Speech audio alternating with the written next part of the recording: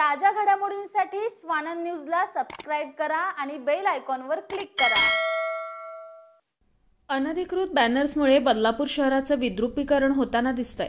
विशेष म्हणजे पालिकेने लाखो रुपये खर्चून उभारलेल्या चौकांना देखील या बॅनर्सचा विळखा पडलाय। बदलापूर पूर्वेतील कात्रप भागात पेट्रोल पंप चौकात पालिकेनं चंद्रयान 2 ची प्रतिकृती साकारली आहे। मात्र या प्रतिकृतीला राजकीय नेत्यांच्या बॅनर्सचा वेढा पडलाय। शहराच्या बहुतांश भागात अशी परिस्थिती पाहायला मिळते।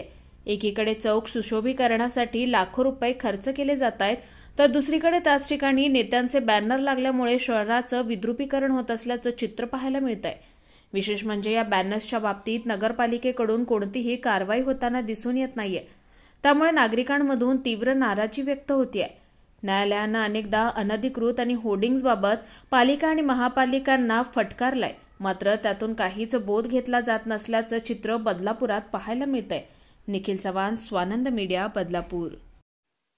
ताज्या घडामोडींसाठी स्वानंद न्यूजला सबस्क्राइब करा आणि बेल आयकॉनवर क्लिक करा।